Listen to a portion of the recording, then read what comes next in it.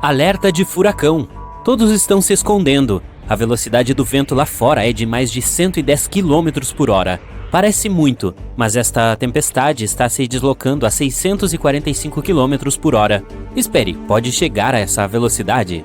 Sim, mas para ver uma tempestade tão rápida, você terá que viajar para Júpiter. Então, que comece a viagem. O planeta é enorme. Quase 1.300 terras poderiam caber neste gigante gasoso. Ele também é incrivelmente quente, com temperaturas atingindo cerca de 23.800 graus Celsius no núcleo. Infelizmente, você não pode pousar na superfície de Júpiter, porque, sendo um gigante gasoso, não possui superfície sólida. Mas você pode ir mais fundo na atmosfera dele. Olhe para estas espessas nuvens marrons, amarelas, vermelhas e brancas passando. São elas que fazem o planeta parecer colorido e meio listrado.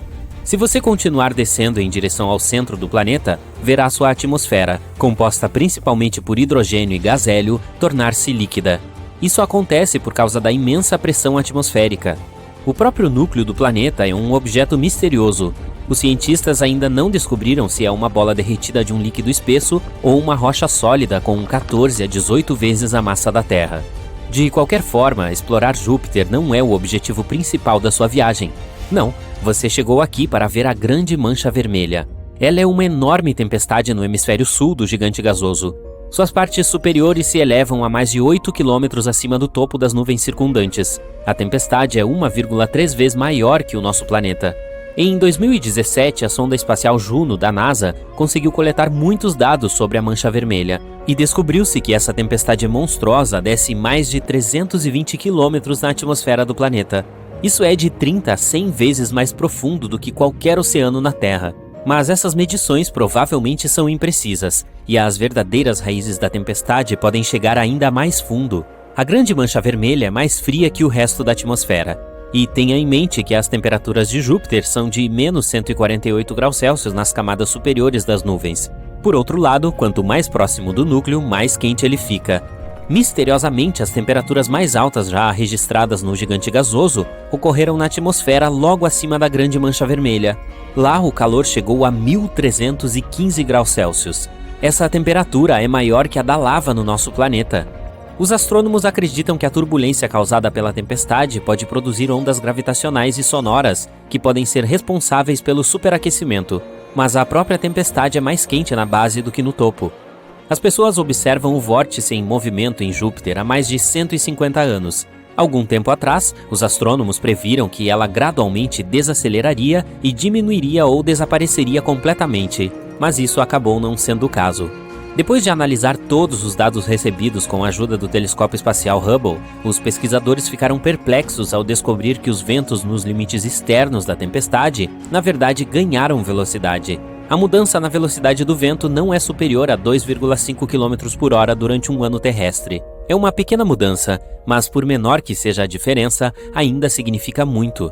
A velocidade do vento nas bordas da tempestade pode atingir impressionantes 645 km por hora. Isso é mais rápido que os tornados da Terra. Ao mesmo tempo, se você estivesse no centro da Grande Mancha Vermelha, não ficaria muito impressionado. Os ventos lá se movem bem mais devagar. Os cientistas enfrentaram muitos desafios quando tentaram entender o mistério que era a Grande Mancha Vermelha. Ainda não está claro o que alimenta a tempestade. Pode ser a natureza do planeta originário da tempestade? Por ser um gigante gasoso, Júpiter não tem um solo sólido, portanto não há atrito, que pode ser a única coisa capaz de enfraquecer a tempestade. Os gases quentes na atmosfera do planeta estão sempre em movimento, subindo, descendo, girando, assim como na Terra, onde o ar mais frio e o mais quente se misturam e se fundem, formando gigantescas tempestades circulares. Os astrônomos acreditam que um dia várias tempestades enormes possam ter se juntado e criado a Grande Mancha Vermelha. E agora ela continua puxando constantemente gases frios de baixo e quentes de cima. Além disso, a tempestade pode estar absorvendo outros vórtices menores. Isso torna a Grande Mancha Vermelha ainda mais forte. Infelizmente, as nuvens espessas em Júpiter não permitem que os astrônomos vejam o que está acontecendo na baixa atmosfera do planeta. Os cientistas têm especulado sobre o que pode se esconder sob a Grande Mancha Vermelha há décadas. Seria um vulcão enorme? Improvável. Júpiter é composto principalmente de gases, e não tem uma crosta que possa rachar, deixando a lava escapar do interior do planeta. Existem também algumas teorias que explicam por que a tempestade tem esta cor característica. Ela varia de salmão esbranquiçado e pálido a laranja brilhante e vermelho tijolo. Alguns cientistas acreditam que a resposta está bem abaixo da grande mancha vermelha, mais perto da superfície do planeta. Uma camada incolor de gás pode estar reagindo à radiação ultravioleta vinda do Sol. Provavelmente é isso que dá à tempestade sua cor vermelha. Mas até agora é apenas uma teoria. Ei, seu palpite é tão bom quanto o meu, hein? Júpiter não é o único planeta que pode se vangloriar por ter uma tempestade gigante. Uma outra, tão grande quanto o nosso planeta, se enfurece em Saturno. Chama-se a Grande Mancha Branca. Que esperto! Ela tem uma cauda de nuvens brancas envolvendo todo o planeta e ocorre a cada 30 anos ou mais. Esta tempestade realmente começa como um ponto, mas então ela começa a se esticar e se esticar. Os astrônomos descobriram que a Grande Mancha Branca é, na verdade, um enorme sistema de tempestades. No topo dela, um raio pode reluzir mais de 10 vezes por segundo. Mas o principal mistério sobre a Grande Mancha Branca é de onde ela obtém sua energia. Alguns cientistas acham que ela pode ser alimentada pelo Sol. Outros argumentam que o padrão de nuvens da tempestade só faz sentido se houver uma fonte interna de calor que possa alimentar os ventos. De qualquer forma, fortes tempestades em diferentes planetas do Sistema Solar não são o único mistério espacial que deixa os astrônomos encucados. Vamos para Plutão, o maior planeta anão conhecido do Sistema Solar, e explorar sua atmosfera. Ele se eleva muito acima da superfície e tem mais de 20 camadas, todas elas geladas e extremamente condensadas. A propósito, nossa Lua também tem um tipo de atmosfera, chamada de exosfera, consiste em hélio, neon e argônio. Ela é 10 trilhões de vezes menos densa que a atmosfera terrestre. Ao viajar pelo espaço, cuidado com os buracos negros. Ufa, um buraco negro é um lugar onde a gravidade é tão forte que nem mesmo a luz consegue escapar. Mas os buracos negros às vezes podem se comportar como um enorme vulcão galáctico. De vez em quando eles se inflamam, parece eu, mas em vez de expelir lava, produzem enormes quantidades de energia. E esse fenômeno deixa buracos na matéria e gás do entorno. Há pouco tempo, cientistas descobriram uma das maiores crateras do universo. Telescópios de rádio e raios-x detectaram um buraco negro supermassivo que teve um acesso de raiva muitos anos atrás. Isso aconteceu em um aglomerado de galáxias a cerca de 390 milhões de anos-luz da Terra. A cratera que este evento deixou para trás poderia acomodar 15 galáxias da Via Láctea. Sim, também não consigo entender isso. Durante sua viagem espacial, pense 2 vezes antes de pousar em planetas desconhecidos. Caso contrário, você pode acabar em um lugar como o K2141b. Ele é um planeta fora do nosso sistema solar. À primeira vista, não é tão diferente da Terra. Possui oceanos líquidos que evaporam, formam nuvens, condensam e voltam à superfície como chuva. Mas em vez de água, chove pedras. A superfície deste exoplaneta é coberta por mares de lava com dezenas de quilômetros de profundidade. As temperaturas no K2141b atingem 2.760 graus Celsius durante o dia. Isso é quente o suficiente para o magma dos oceanos vaporizar na atmosfera. Então, ventos supersônicos que podem se mover a uma velocidade de 1,6 km por segundo carregam esse vapor de rocha para o lado noturno do planeta. O magma vaporizado esfria, se torna líquido novamente e cai como uma chuva rochosa. Não é um bom local para curtir as férias. Quente demais. Vou passar. Imagine um mundo parado e congelado. Ele é antigo, cerca de 4,5 bilhões de anos. Mal é aquecido pelos raios do Sol e coberto por uma espessa camada de gelo. É menor que a nossa Lua, mas um pouco maior que Plutão. Seu nome é Europa, a 6ª lua de Júpiter e uma das maiores do Sistema Solar. Mas o mais legal desse lugar distante pode hospedar vida. Os astrônomos consideram este um dos locais mais promissores do Sistema Solar para a busca de novas formas de vida. Tudo porque este satélite tem um enorme oceano de água salgada com uma profundidade de 65 a 160 quilômetros. Sim, está escondido sob uma camada de gelo estimada em 15 a 30 quilômetros de espessura. Mas ainda é potencialmente habitável. Os astrônomos afirmam que plumas de água irrompem de rachaduras na casca de gelo e liberam o conteúdo do oceano da Lua no espaço. Claro, será um desafio para qualquer missão em busca de vida acessar um ambiente tão profundo. Pelo lado positivo, os cientistas já têm algumas evidências de que existem piscinas muito mais rasas que provavelmente ficam muito mais próximas da superfície da Lua. Elas podem estar localizadas a menos de 1,5 km sob o gelo. E há duas grandes coisas sobre esta notícia. Em primeiro lugar, aumenta as chances de vida existente em Europa. E em segundo, se for verdade, pode tornar mais fácil para futuras missões encontrarem essas formas, se houver alguma. Curiosamente, a nova descoberta a respeito dessas piscinas rasas surgiu por pura sorte. O cientista que lidera a pesquisa, Riley Kohlberg, acidentalmente viu uma apresentação de seu colega, um pesquisador planetário. Esse cara mostrou uma imagem de cristas duplas na superfície de Europa, e Kohlberg lembrou-se de ter visto cristas semelhantes na Terra. Mas enquanto tais informações são raras por aqui, elas são muito mais numerosas naquela lua. Os estudos seguintes sugeriram que as cristas na lua de Júpiter podem ser o resultado de um ciclo específico, semelhante ao da Terra.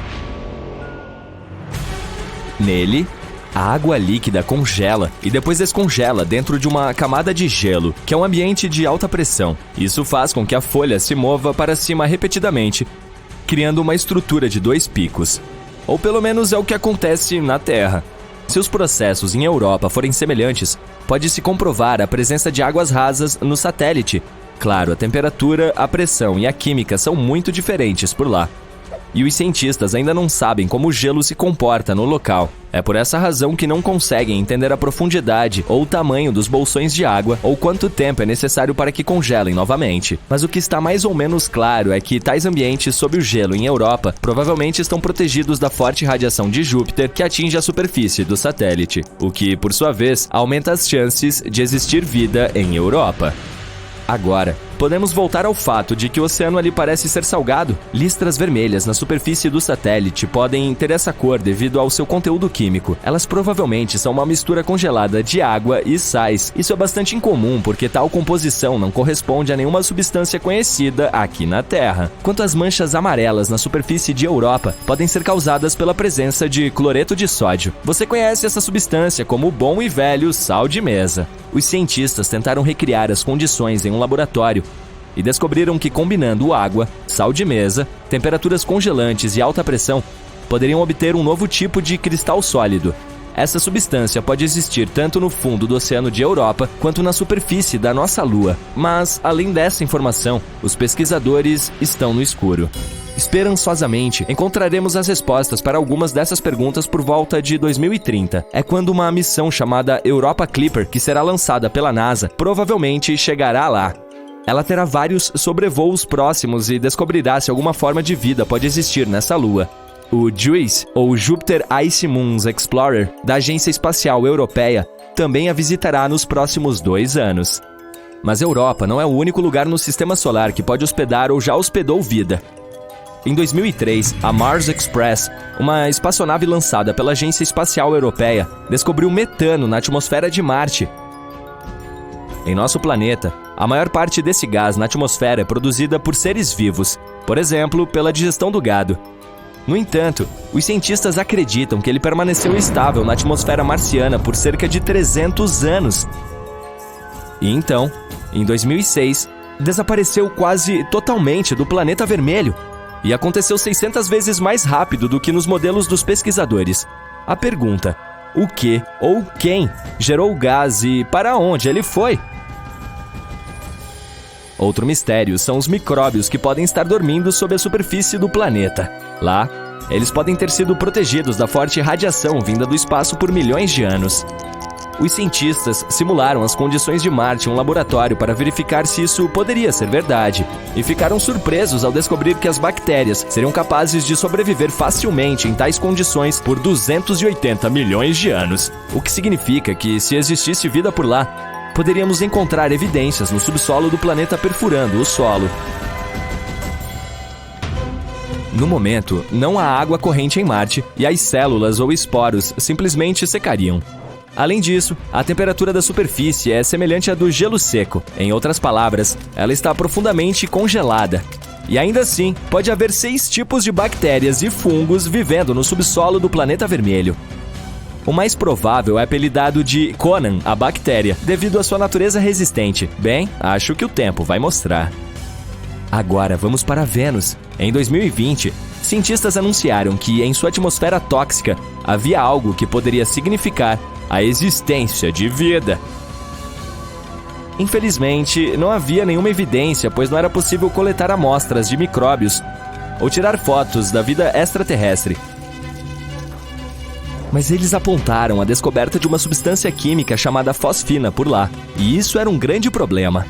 Se não fosse alguma química previamente desconhecida que estava produzindo esse gás, então poderia haver algum tipo de vida microbiana envolvida no processo. A fosfina é composta por 3 átomos de hidrogênio e 1 de fósforo. Este gás é tóxico para qualquer forma de vida terrestre que necessite de oxigênio, inclusive para nós, humanos. Em nosso planeta, a fosfina pode ser encontrada em locais com pouco ou nenhum oxigênio, por exemplo, pântanos e charcos. O gás é criado por misturas complexas de bactérias que vivem lá. Também pode ser produzido industrialmente. Pensando bem, a fosfina não deveria estar na atmosfera de Vênus. Ela precisa de pressão e temperatura precisas e toneladas de hidrogênio para se formar. Não seria tão surpreendente achá-la em Saturno ou Júpiter, famosos gigantes gasosos. Mas em Vênus, totalmente inesperado. Não há como ser produzida naturalmente neste planeta. Pequenas quantidades dela podem ser geradas durante erupções vulcânicas, tempestades com raios, minerais explodidos na superfície ou meteoritos entrando na atmosfera de Vênus. Mas não tanto quanto os astrônomos pensavam ter observado, e esse fato tinha que deixá-los desconfiados, mas estavam muito felizes com a descoberta. Eles provavelmente pensaram que isso significava que poderia haver vida em Vênus, só que mesmo que esse gás tenha sido criado por alguns organismos misteriosos, seria uma grande questão como sobreviveram no planeta. Por aqui, alguns micróbios podem prosperar em ambientes com acidez de 5%, mas não mais.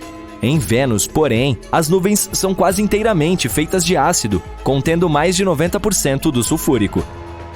A atmosfera venusiana também é 50 vezes mais seca do que o lugar mais seco da Terra.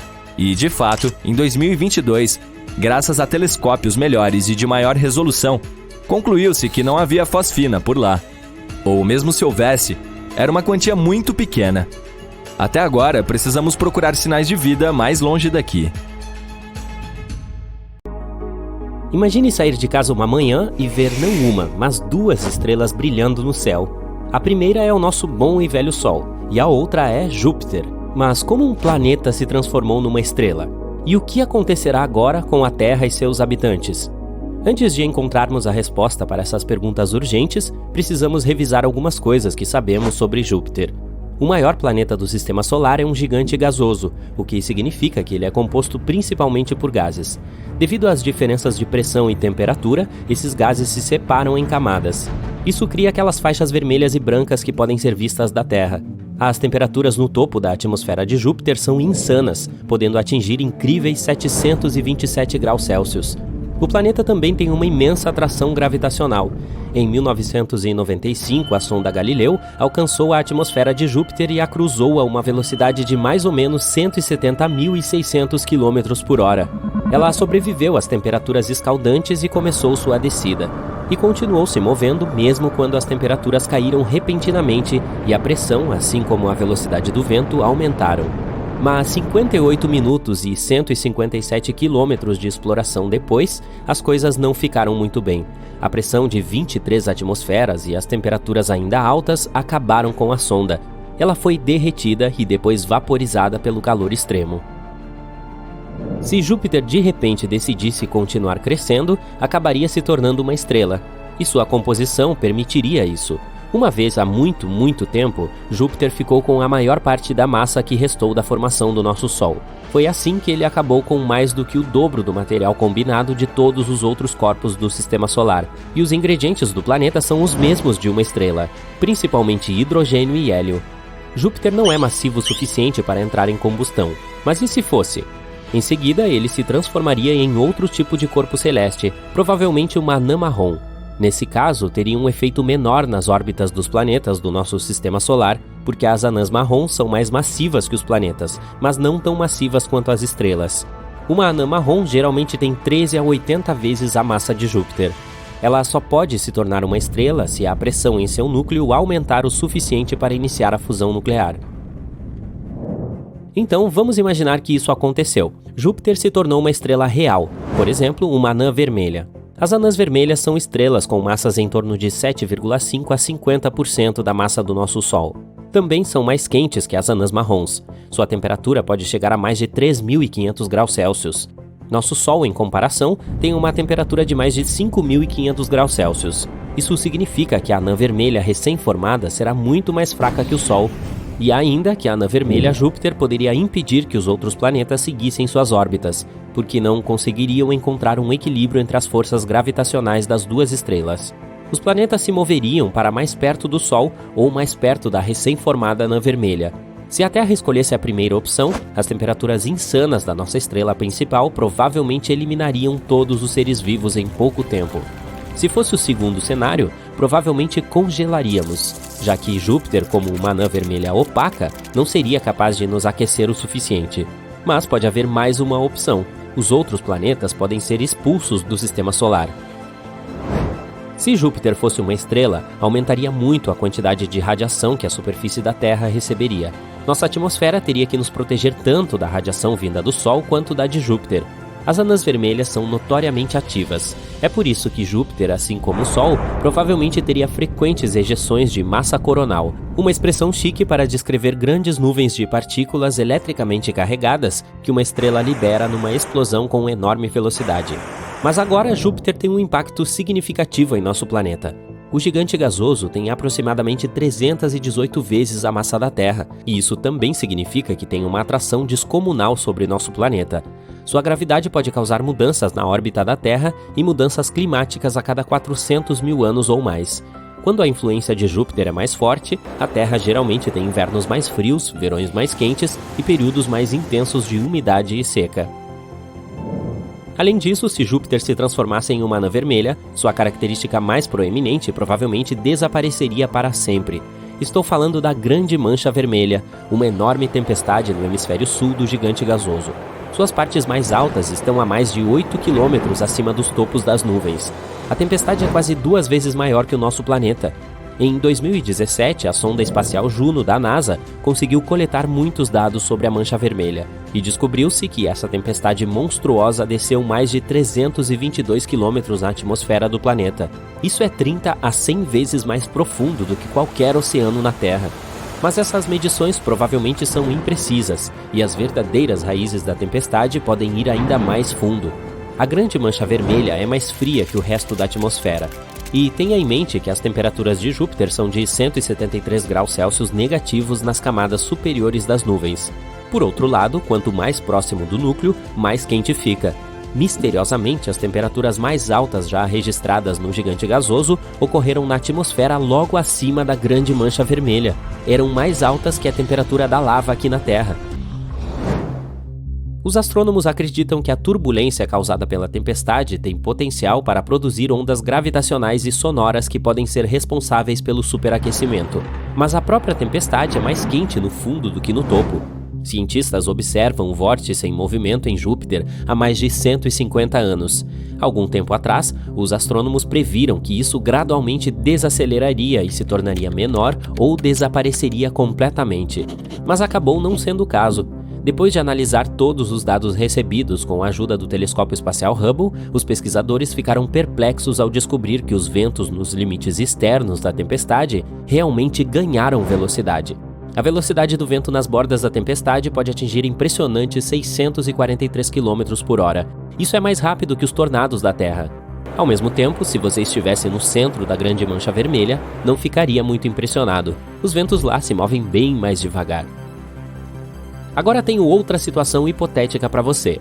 E se Júpiter colidisse com a menor estrela que conhecemos? Hoje, esses dois corpos espaciais estão em rota de colisão.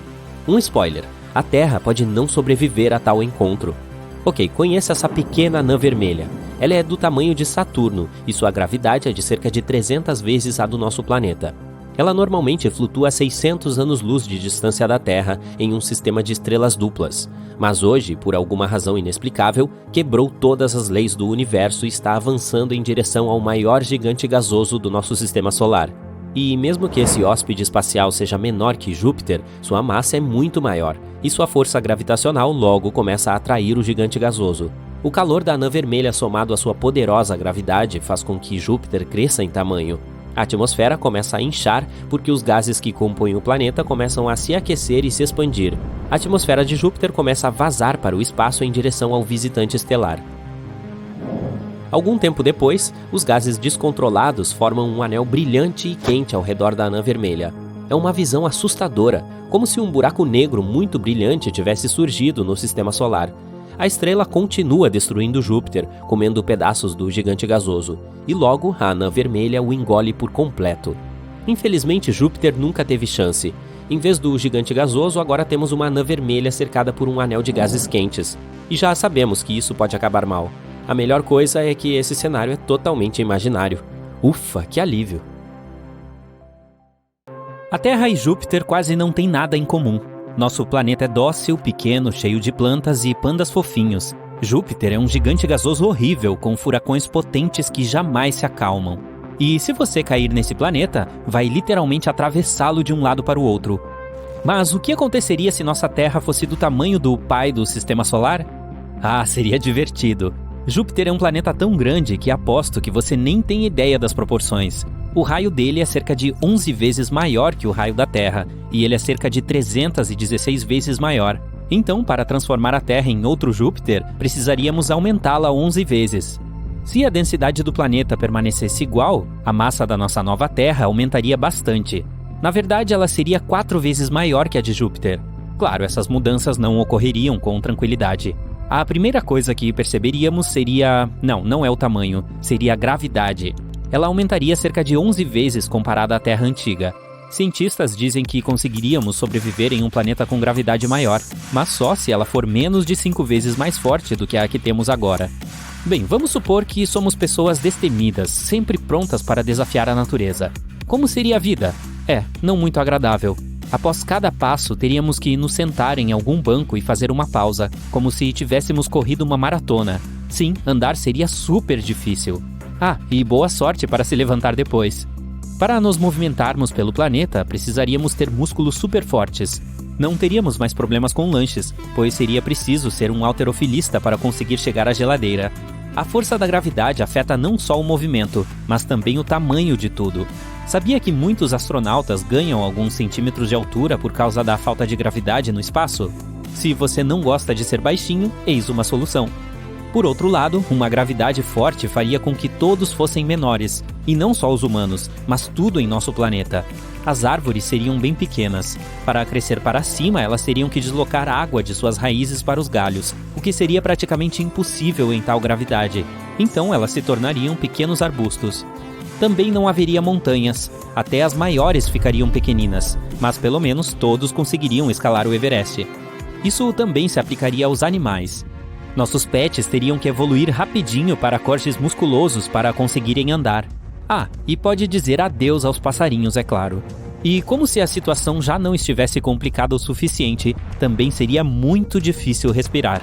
A pressão atmosférica aumentaria drasticamente, já que a Terra começaria a puxar ar para si mesma com uma força enorme. Você sentiria literalmente o peso dele sobre os seus ombros. Lembra que eu disse que você teria que fazer uma pausa a cada passo? Agora imagine ter que respirar através de um travesseiro. Pois é, e os problemas não param por aí. A pressão atmosférica é muito importante no comportamento das moléculas da água. Seria muito mais difícil para a água ferver ou virar gelo. A maioria das geleiras derreteria e provavelmente não haveria mais nuvens também. Todo o vapor de água desceria com força em nossa direção, por meio de chuvas torrenciais. Se não fôssemos inundados instantaneamente, seria sorte. Mas haveria também algumas vantagens. Por exemplo, tudo ao nosso redor ficaria mais espaçoso. Se não morrêssemos afogados, haveria um monte de regiões desertas no planeta. Quem sabe os preços dos lotes finalmente cairiam. Mas essas regiões inexploradas certamente continuariam inabitadas, já que é preciso atravessar mares e oceanos para chegar lá.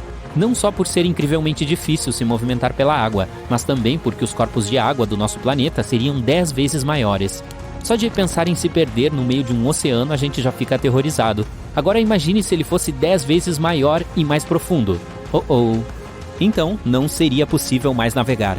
E esqueça os aviões ou visitar o espaço sideral de novo. Mas espera, ainda não acabou.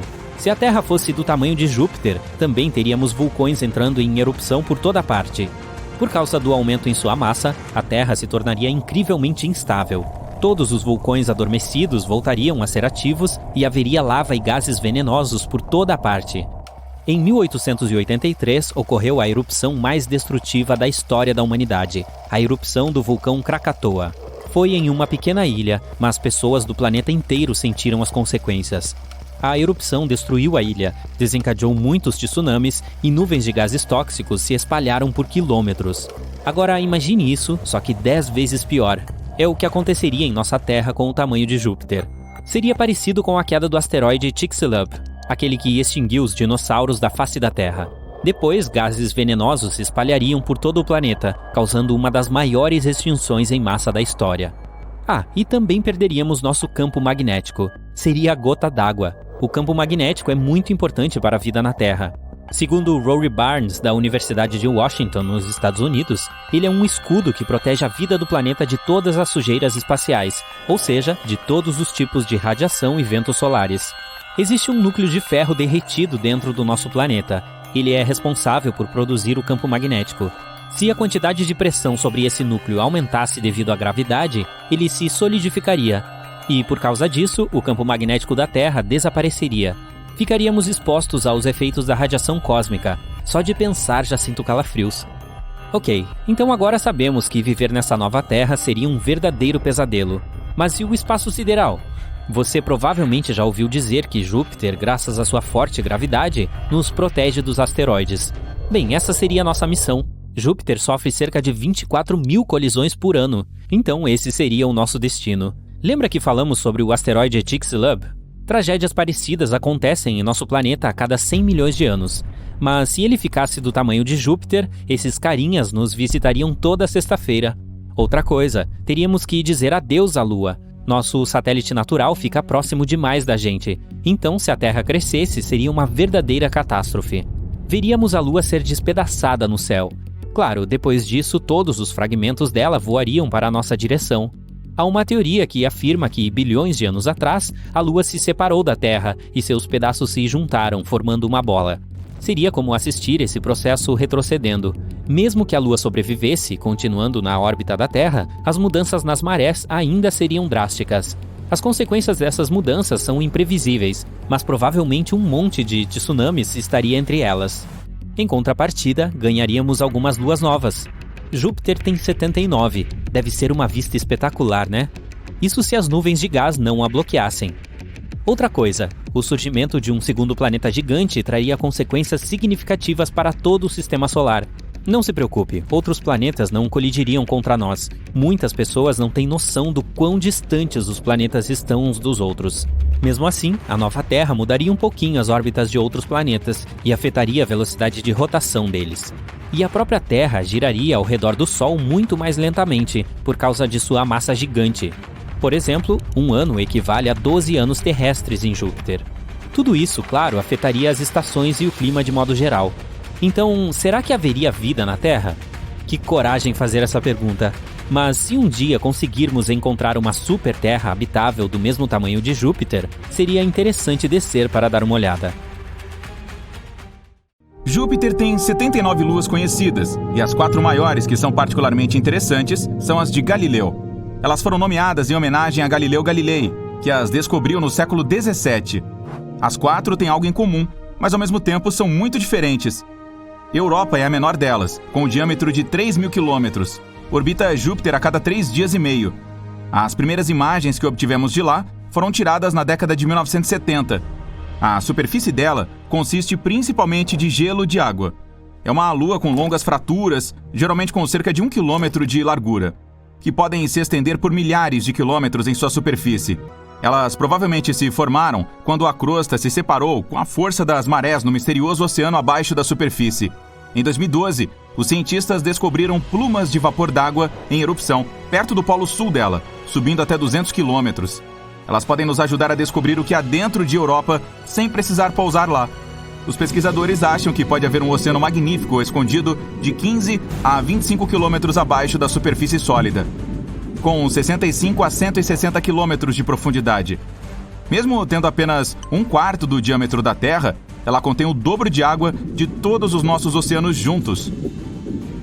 Esse oceano é um ambiente potencial para algumas formas de vida, na qual os cientistas acreditam que toda a crosta de gelo está flutuando e provavelmente faz uma rotação completa em torno de Europa, uma vez a cada 12 mil anos. Na imagem que a espaçonave Galileu tirou, você pode ver pequenas manchas marrom escuras, com 10 quilômetros de diâmetro, e que se formaram à medida que o material quente e menos denso chegava à superfície.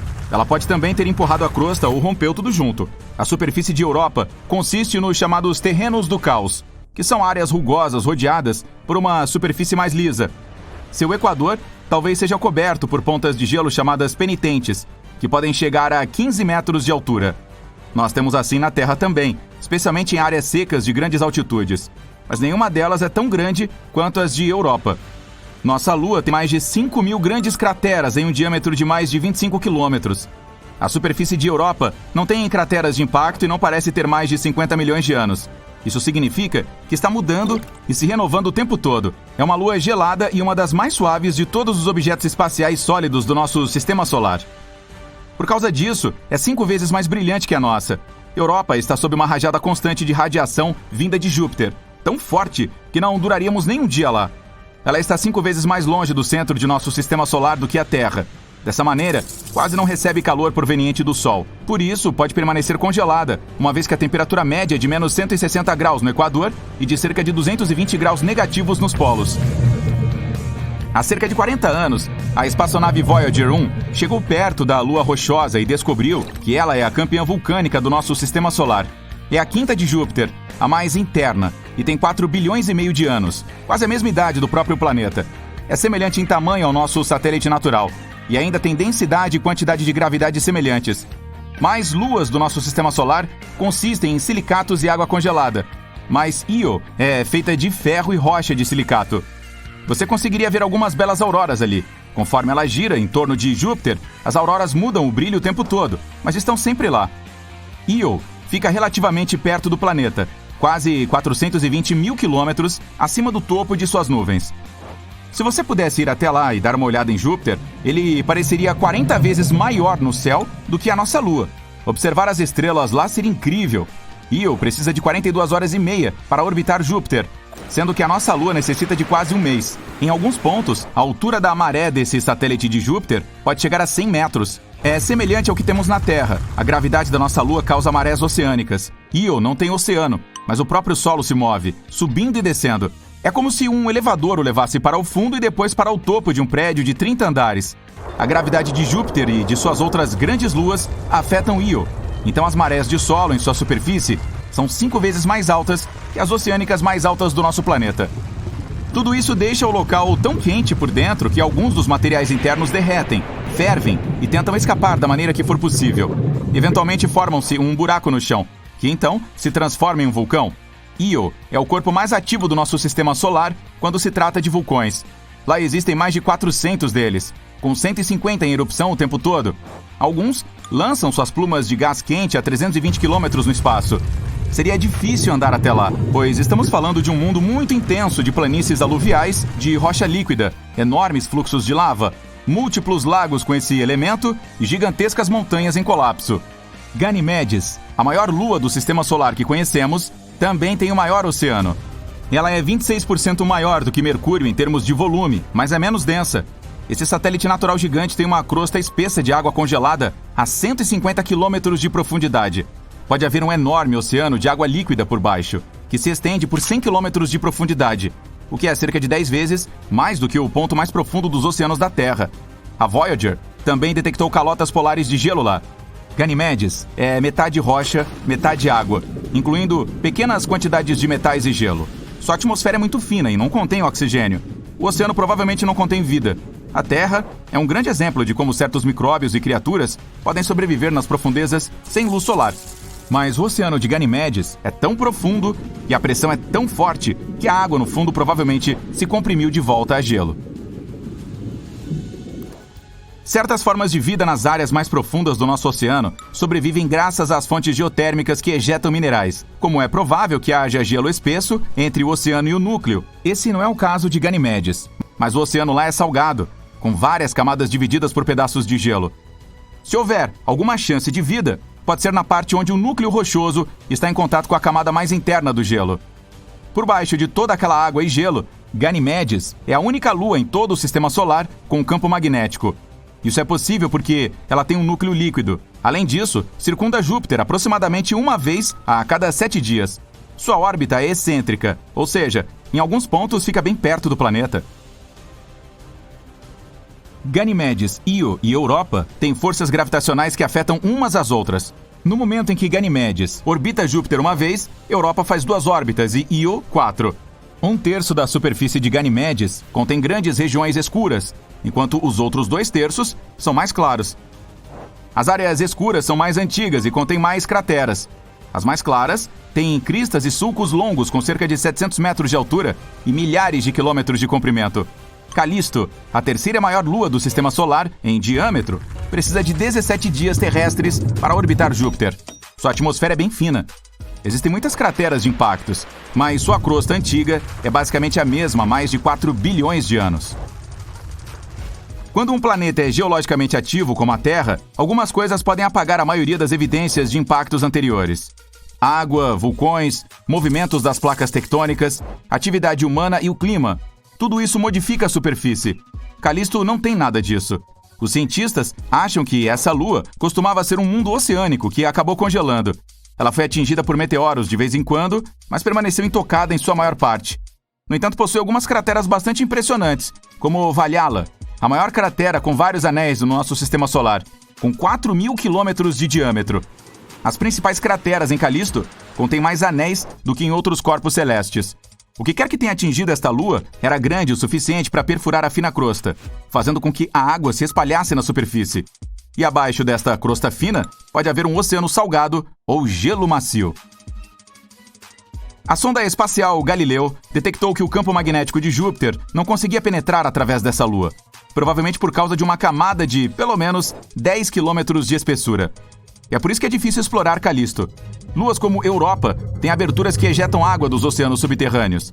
Mas para explorar Calisto e observar mais sobre seu passado, teríamos que usar um método à moda antiga, escavando através da crosta. Se quiséssemos chegar às partes externas do nosso sistema solar, Calisto seria um ótimo local, pois a radiação de Júpiter não o alcança, então estaríamos mais seguros lá do que em algumas outras luas internas. Extremamente quente e incrivelmente rápido. Sim, sou eu. Oh, espere, você quer dizer a coisa do espaço? Certo. Bom, primeiro eles descobriram o PEG-51, um exoplaneta que orbita uma estrela semelhante à nossa. Um exoplaneta é qualquer planeta fora do nosso sistema solar que orbite uma estrela que não é o Sol. Este planeta era completamente diferente de tudo que já encontramos. Quase o mesmo diâmetro de Júpiter, mas com metade da massa do gigante gasoso. Demorava apenas 4 dias para este exoplaneta completar a órbita em sua estrela, o que parecia impossível. Parecia rápido demais para algo tão grande. E então, os cientistas começaram a encontrar, pelo espaço, algo a que chamaram de Júpiter quente. Muitos gigantes gasosos aquecidos, localizados a apenas alguns milhões de quilômetros de distância de suas estrelas. Às vezes, havia alguns desses corpos espaciais orbitando bem próximos de suas estrelas. E muitos eram algumas vezes maiores que a Terra. Os sistemas solares, onde foram encontrados os Júpiteres quentes, não são como o nosso. Temos um sistema simples com planetas rochosos menores por dentro e gigantes gasosos por fora. E quase todos eles orbitam pacificamente o Sol, cada um em sua trajetória. Tudo está em ordem. Quando uma estrela está no estágio inicial de sua formação, ela cria um disco de gases, detritos e poeira ao seu redor. Essa estrutura é chamada de disco de acreção. Esses gases são lentamente puxados para dentro da estrela devido às suas forças gravitacionais. Isso leva a uma espécie de redemoinho estelar. As partes externas do disco são mais densas em gás do que o centro. Com o tempo, o efeito redemoinho fica ainda mais forte. A mesma coisa acontece com os Júpiteres quentes, o que faz com que esses gigantes gasosos comecem a orbitar muito mais rápido do que o normal. Isso também leva o planeta mais longe em direção à estrela, em uma espiral de aperto. Felizmente, nosso Júpiter não se tornou um Júpiter quente. Nosso gigante gasoso começou sua vida como um asteroide gelado do tamanho da Terra, que é diferente da forma como os Júpiteres quentes se formam. Durante o tempo em que estava se formando, Júpiter estava distante do Sol cerca de 4 vezes mais do que está hoje, em algum lugar entre Urano e Netuno. Cerca de 2 milhões a 3 milhões de anos após a formação de Júpiter no disco de acreção do nosso Sol, ele deu início a uma fase de 700 milhões de anos que os astrônomos chamam de Grande Cambada. Cambada é algo que um barco executa ao ir em direção a uma boia, e em seguida, passar por ela e contorná-la. Então ele acelera e segue na direção de onde veio. Foi a mesma coisa que Júpiter começou a fazer. E em suas migrações orbitais cada vez mais estreitas, a gravidade do planeta poderia ter movido muitos asteroides e outros corpos espaciais, distorcido as órbitas de planetas maiores e causado colisões e caos. A grande cambada de Júpiter teria destruído muitos corpos espaciais grandes. É um cenário do tipo, poderia ter sido, mas felizmente Júpiter mudou seu curso e se tornou um pacífico gigante gasoso. Netuno, Urano e Saturno estavam iniciando sua própria versão desse processo caótico. Saturno ficou tão grande que sua gravidade começou a puxar Júpiter para longe de sua órbita. Mas depois de algum tempo, as órbitas desses gigantes gasosos travaram. Então, os dois planetas conseguiram eliminar os gases restantes entre eles. E como esses gases eram um tipo de combustível para as migrações dos planetas, Júpiter e Saturno puderam finalmente se estabelecer nas órbitas estáveis que conhecemos hoje. Júpiter ainda pode lançar 1 ou 2 asteroides gelados nos planetas internos de vez em quando. Mas quando o nosso planeta era mais jovem, este pode ter sido um dos processos que formaram os oceanos da Terra. No entanto, Júpiter está muito mais calmo atualmente. As forças gravitacionais de Saturno moderaram a situação e agora o mantêm sob controle. Agora Júpiter é nosso protetor. Tem 2,5 vezes a massa de outros planetas do nosso sistema solar combinados. É uma espécie de escudo gravitacional orbitando ao redor da parte interna do sistema solar. Júpiter redireciona os destroços e asteroides para longe dos planetas internos, Mercúrio, Vênus, Terra e Marte, mantendo-nos todos em segurança. Por causa disso, a Terra sempre foi protegida. Portanto, nosso planeta teve tempo suficiente para desenvolver formas de vida complexas e não foi destruído por asteroides, Júpiteres quentes ou outros corpos espaciais. Júpiter não foi o único planeta que poderia ter colidido com a Terra. Os cientistas acham que Mercúrio pode ter se envolvido em um acidente com o nosso planeta. Mercúrio é o planeta mais interno do nosso sistema solar. É o mais próximo do Sol e o menor planeta que existe, e também fica cada vez menor. Hoje em dia, seu diâmetro é cerca de 14 quilômetros menor em comparação com seu tamanho de 4 bilhões de anos atrás. Os cientistas acham que isso pode estar acontecendo porque seu núcleo é feito de ferro, e esse ferro está esfriando e se solidificando, o que aos poucos vai reduzindo o tamanho do planeta. Mercúrio é o planeta com o maior número de crateras no nosso sistema solar. Sua atmosfera é muito fina, então não há nada para manter o planeta protegido de meteoros. A maior cratera na superfície de Mercúrio tem pelo menos 1.550 quilômetros de diâmetro. Poderia conter a Europa Ocidental, da Alemanha até Portugal. O objeto que formou tal cratera deveria ter pelo menos 100 quilômetros de comprimento. Com todas essas crateras, Mercúrio se parece com a nossa Lua. Ele orbita o Sol mais rápido do que os outros planetas. Então, um ano em Mercúrio dura cerca de 88 dias terrestres. Isso significa comemorar um aniversário a cada 3 meses ou até com mais frequência. Ao mesmo tempo, o planeta gira tão lentamente que um dia em Mercúrio dura quase 59 dias terrestres. Um longo tempo para esperar para ir para a cama. Há um pedaço de Mercúrio no nosso planeta. Em 2012, um meteorito verde foi encontrado em uma feira de rua no Marrocos.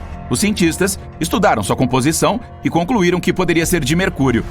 Mercúrio não tem luas próprias devido ao seu tamanho pequeno e gravidade fraca. Além disso, o planeta está muito perto do Sol. A propósito, o único outro planeta sem luas no nosso sistema solar é Vênus. Mercúrio tem uma crosta realmente fina, como uma boa pizza. Uma das teorias da formação do planeta afirma que houve uma grande colisão em que o planeta perdeu a maior parte da sua crosta. Também poderia ter movido Mercúrio de seu local original. Não seria incomum.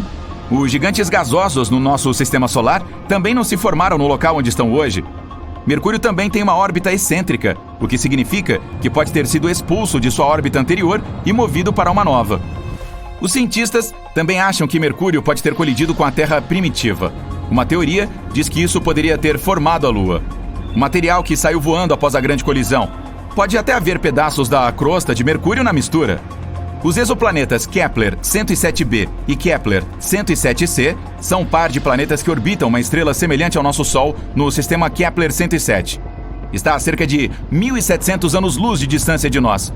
Esses planetas têm tamanhos quase idênticos, ambos com um raio de 1,5 vezes o da Terra. Mas um deles, o Kepler 107c, é quase 3 vezes mais denso que o outro. Isso porque os planetas têm uma composição diferente.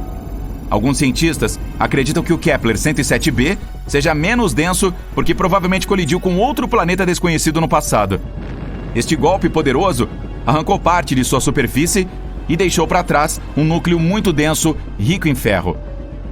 Um enorme cometa atingiu Netuno há cerca de 200 anos. Mas, como Netuno não é um planeta rochoso com uma atmosfera fina, como Marte ou Mercúrio, é mais difícil encontrar evidências desse impacto. Mas um cometa chamado Shoemaker-Levy 9 se partiu em 1994 e colidiu com Júpiter. Os astrônomos conseguiram registrar este evento.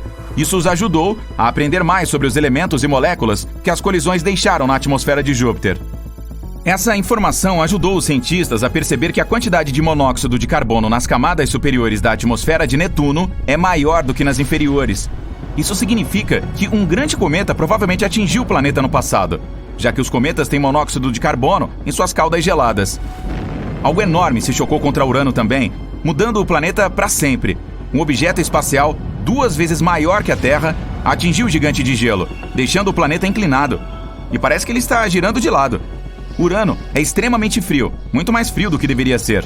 Pode significar que o objeto que bateu nele era provavelmente um jovem protoplaneta, feito de gelo e pedras. Além disso, alguns dos destroços dessa colisão podem ter criado uma fina casca ao redor de Urano, ainda retendo o calor que vem do núcleo do planeta. Existem estranhos pulsos de energia bombardeando toda a nossa galáxia, e eles vêm do outro lado do universo. Na última década, os cientistas observaram flashes bizarros de luz vindo em direção ao nosso planeta. Este fenômeno é chamado de rajadas rápidas de rádio. Esses sinais viajam por alguns bilhões de anos-luz de poeira e gás. É um caminho bastante longo. Até agora ninguém descobriu o que está acontecendo por trás dessas explosões.